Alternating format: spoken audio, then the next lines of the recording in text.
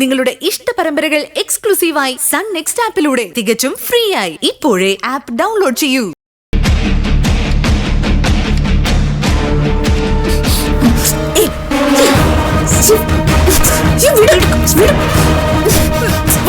ശിവാനി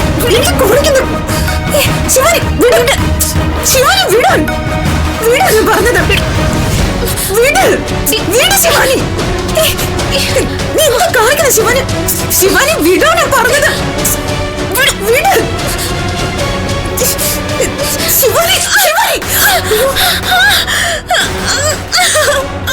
ശിവാനി നിനക്കെന്താ ഭ്രാന്താണോ? അയ്യോ അയ്യോ ശിവാനി അയ്യോ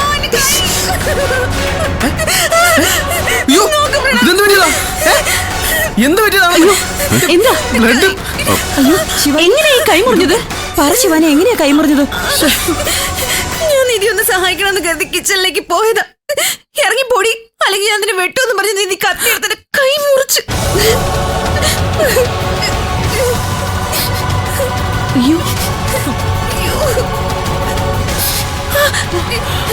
എന്റെ കഴുത്തിന് വെട്ടിയതാ. ഞാൻ കൈവച്ച് തടഞ്ഞോണ്ട് എന്റെ കൈക്ക് കൊണ്ടത്. നിനക്കെന്താടി ഭ്രാന്ത് പിടിച്ചോ? രാക്ഷസിയുടെ സ്വഭാവമാണല്ലോ നീ ഈ കാണിച്ചത്.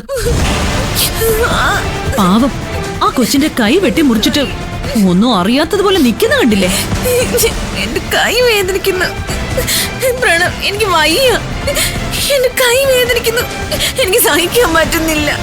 മരുന്ന് എടുത്തോണ്ടേ. വാ ശിവാനി, ഇരിക്കും. എന്തൊക്കെയാ വസുന്ധര ഇവിടെ നടക്കുന്നേ?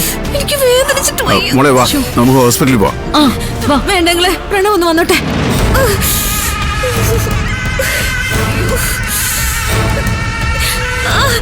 എന്റെ കൈ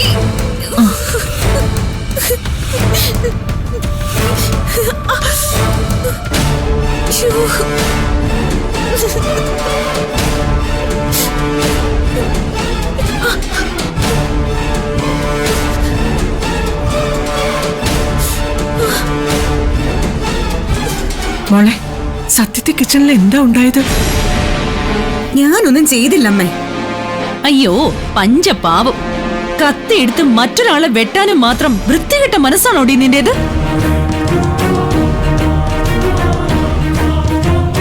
ശിവാനി തന്നെ പറഞ്ഞത് കേട്ടില്ലേ, കഴുത്തിന് വെട്ടാൻ നോക്കിയതാണെന്ന്. നിധി, അകത്തെന്താ നടന്നത്? ഞാൻ പച്ചക്കറി അരിഞ്ഞോണ്ട് നിന്നപ്പോ ശിവാനി അവിടേക്ക് വന്നു. എന്തൊക്കെയോ മിണ്ടിയും പറഞ്ഞു നിന്നു. പെട്ടെന്ന് എന്റെ കയ്യിലെ കത്തി പിടിച്ചു വാങ്ങി സ്വന്തമായിട്ട് കൈ മുറുക്കിയായിരുന്നു. വെട്ടിമുറിച്ചതും പോരാഞ്ഞിട്ട് അത് ശിവാനിയാണ് ചെയ്തതെന്ന് പറഞ്ഞോണ്ട് അവളെ തലയിൽ കെട്ടിവെക്കാൻ നോക്കുന്നത് നിങ്ങളെ.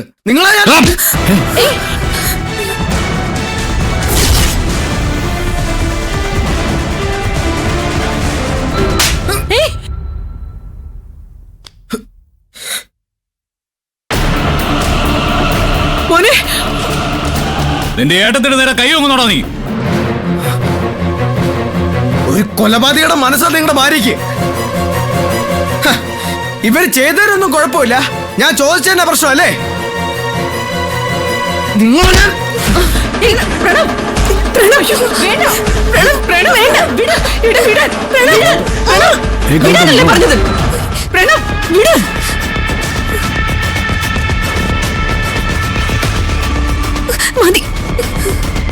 പ്രണവിന്റെ നിയന്ത്രണം വിട്ടു പോയിട്ടുണ്ടെങ്കിൽ അതിലെന്താ ഇത്ര തെറ്റ്? അവന്റെ ഭാര്യയെ അപകടപ്പെടുത്താൻ നോക്കിയാ അവൻ കൈയും കെട്ടി നോക്കി നിൽക്കണോ? ശിവാനിയെ കൊല്ലാൻ നോക്കിയ നിധിയെ പിന്നെ തല്ലുകയല്ലാതെ പൂവിട്ട് പൂജിക്കണോ? ഒരു കൊലപാതക ശ്രമം നടത്തിയ നിന്റെ ഭാര്യയുടെ പക്ഷത്ത് നിൽക്കാനാ നീ ഇപ്പോഴും ശ്രമിച്ചുകൊണ്ടിരിക്കുന്നത്. നിധിയാണിത് ചെയ്തെന്ന് അമ്മയ്ക്ക് എങ്ങനെ അറിയാം? പിന്നല്ലാതെ വേറെ ആര് ചെയ്യാനാ? കിച്ചണിൽ ഇവളും ശിവാനിയും മാത്രല്ലേ ഉണ്ടായിരുന്നുള്ളൂ. അതോ ഇനി ശിവാനി സ്വയം കയ്യേർത്തു എന്നാണോ പറയുന്നത്? അങ്ങനെയാണല്ലോ നിധി പറയുന്നത്. നിധി പറഞ്ഞു എന്ന് കരുതി അതങ്ങ് സത്യമാവോ? ഇവള് ഹരിശ്ചന്ദ്രന്റെ സഹോദരിയൊന്നും അല്ലല്ലോ. നേരത്തെയും നല്ല ഒന്നാന്തരം ക്രിമിനൽ പണികൾ ഒപ്പിച്ചിരിക്കുന്ന ആളല്ലേ? ശിവാനിയുടെയും പ്രണവിന്റെയും ആദ്യ രാത്രിയില് പാലിൽ ഉറക്ക ഗുളിക കലർത്തി കൊടുക്കാനുള്ള ധൈര്യം കാണിച്ച ആളല്ലേ?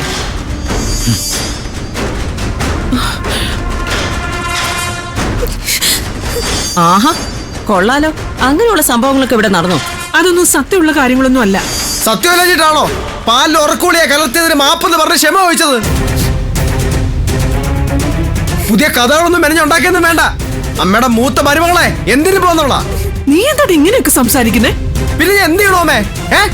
ശിവാനി ഇവിടെ കിടന്ന് വേദന എടുത്ത് പൊളയുമ്പോ അത് ചെയ്ത് അമ്മയുടെ മൂത്ത മരുമകളെയല്ലേ സപ്പോർട്ട് ചെയ്യുന്നേ? പ്രണവ്, എനിക്ക് നല്ല വേദനയുണ്ട്, എനിക്ക് സഹിക്കാൻ പറ്റുന്നില്ല. ഒന്നുമില്ല, അത് മാറും കേട്ടോ.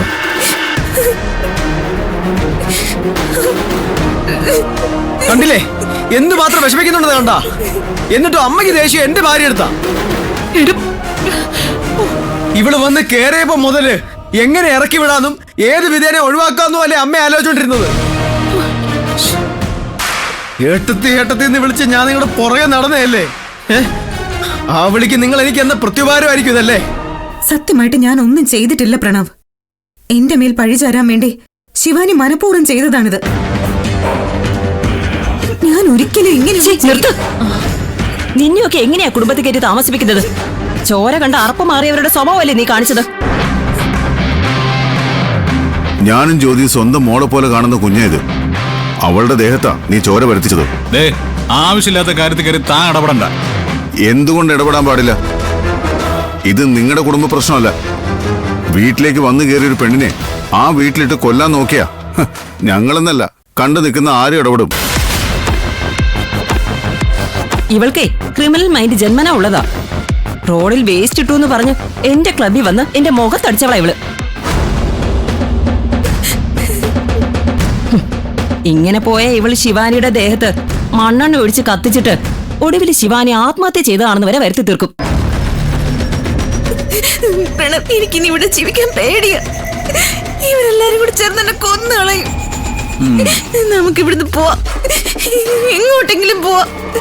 വാടകയ്ക്കൊരു വീട് എടുത്തിട്ടാണെങ്കിലും മനസമാധാനത്തോടെ ജീവിക്കാം.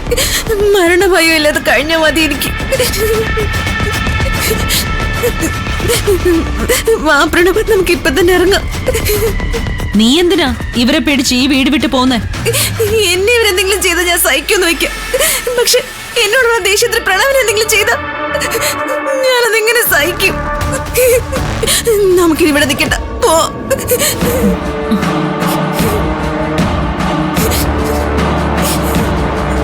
എന്നെ വിശ്വസിച്ച് എന്റെ കൂടെ ഇറങ്ങി വന്നവളെ ഇവള്.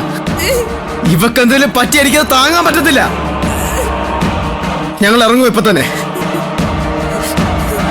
ഇവരൊക്കെ ഇവിടെ സുഖമായിട്ട് ജീവിച്ചോട്ടെ. എന്താണ് ഇങ്ങനെയൊക്കെ പറയുന്നത്? കൊലപാതക ശ്രമം നടത്തിയ ആള് ഇവിടെ തന്നെ നിൽക്കുമ്പോ ഇരയായവര് ഈ വീട് വിട്ട് ഇറങ്ങി പോവെന്ന് പറയുന്നതില് എന്ത് ന്യായമാ ഉള്ളത്? ശിവാനിയെ കൊണ്ട് തന്നെ ഇത് പറയിപ്പിക്കാനല്ലേ ഇത്രയും കാലം നീ ഓരോരോ പദ്ധതികൾ ഒപ്പിച്ചത്? ഇപ്പൊ നിനക്ക് സന്തോഷമായില്ലേ? ശിവാനി ഈ വീട്ടിലേക്ക് വരുന്നു എന്നറിഞ്ഞപ്പോ മുതല് ഇങ്ങനെ ഒരു മരുമകള് വേണ്ടാന്ന് തീരുമാനിച്ചു കഴിഞ്ഞവളാ ഏട്ടത്തി. ഏട്ടത്തിയുടെ ആഗ്രഹം മൂത്ത മരുമോള് സാധിച്ചു തന്നല്ലോ, തൃപ്തിയായല്ലോ. സത്യം എന്താണെന്നറിയാതെ സംസാരിക്കരുത് വസു. നിധി ഇങ്ങനെ ചെയ്യുമെന്ന് ഞാൻ വിശ്വസിക്കുന്നില്ല. മുറിവേറ്റ ആള് ചോരയായിട്ട് വന്ന് നിന്നിട്ട് എന്നെ നിധിയാണ് ഉപദ്രവിച്ചതെന്ന് വിളിച്ചു പറയുന്നതിലും വലിയ എന്ത് തെളിവാ ഏട്ടന് വിശ്വസിക്കാൻ വേണ്ടത്? ഇത് കൃത്യമായ ഒരു പ്ലാനിംഗ് ആണ്. പീഡിപ്പിച്ച് പുകച്ച് പുറത്ത് ചാടിക്കുക, അതാണ് ഇവളുടെ തന്ത്രം.